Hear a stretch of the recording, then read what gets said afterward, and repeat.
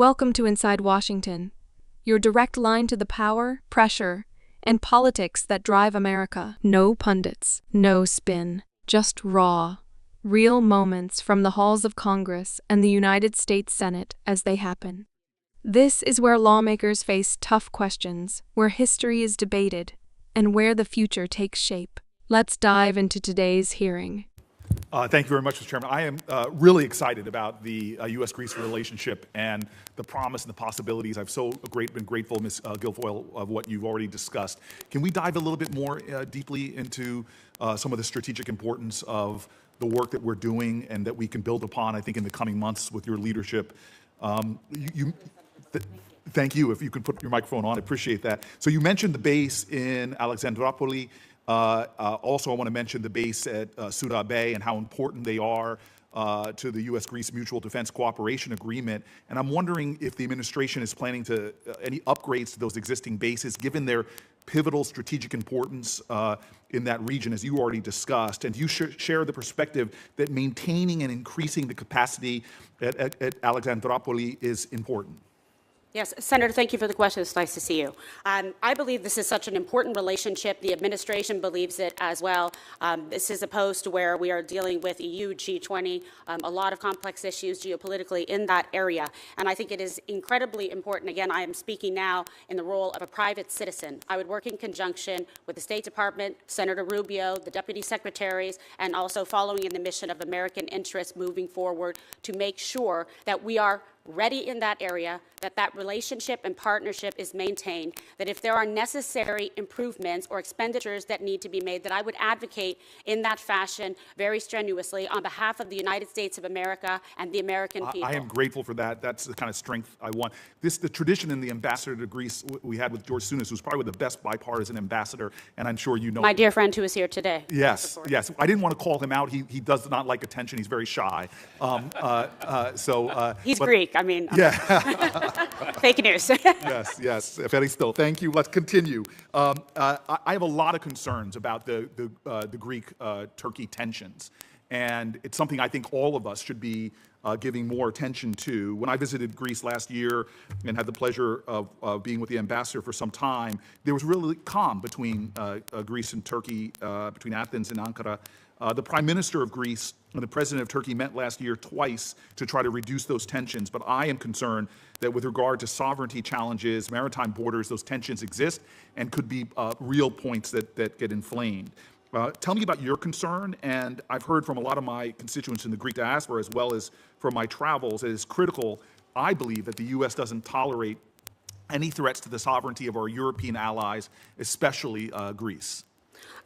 Senator, again, thank you for the question. Yes, this is a very important issue, and I know there is a lot of concern from Greece, from Israel, from Cyprus, et cetera, regarding any increasing of weaponization in Turkey with the F-35s. Again, I'm speaking as a private citizen.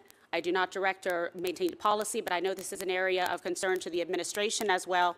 I know that President Trump is the best negotiator and diplomat to be able to engage with different countries to find meaningful ways to work together. I would like to make sure that we are protecting and honoring our strategic, consistent, stable and reliable allies with Greece. They have answered the call every time. They have exceeded our expectations. They have readily committed to the 3%, consistent in that regard, and Greece remains strong and proud as the 5th largest spender for military equipment I'm going to interrupt you in the world. I'm running out of time, but I want to say I thank you. I associate myself with a lot of that bravado when it comes to Greece, so thank you very much. I just want to say... And while you're here, click that subscribe button and turn on notifications.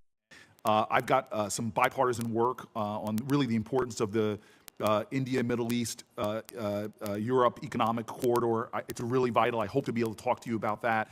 I know you know the importance of that and how the 3+1 framework between Israel, Yes. Greece, and Cyprus work into that. But I want to shift in my remaining seconds really to talk to Ms. Blanchard.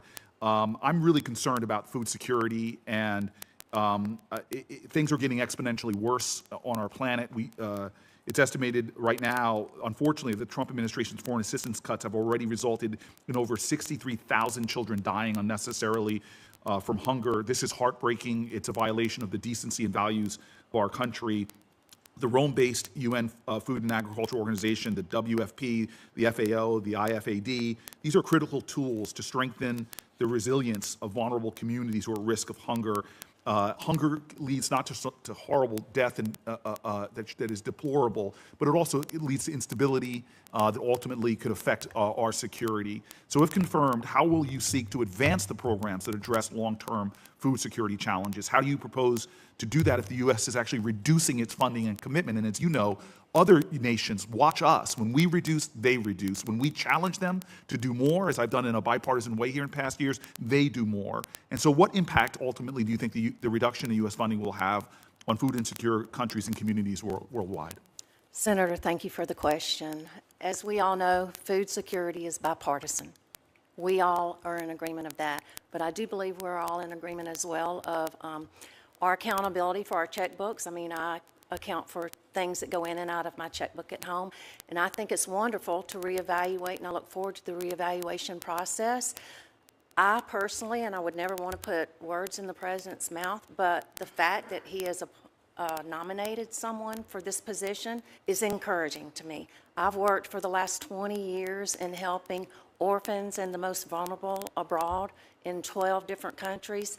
I'm a believer in it. I realize it's national security, but I do also realize that there's been instances where malaligned players have gotten a hold of food and used it against us or our allies. So I certainly look forward to meeting with you and this whole committee. So I'm out of time. I want to be respectful. I just want to say this. When I was on the Chad-Sudan border, and I've never had a situation, I visited refugee camps all around this world, where pleading Americans were begging me to up food assistance and were being very clear with me as I looked at malnourished babies of what would happen if we didn't increase food assistance. Well, we have done worse.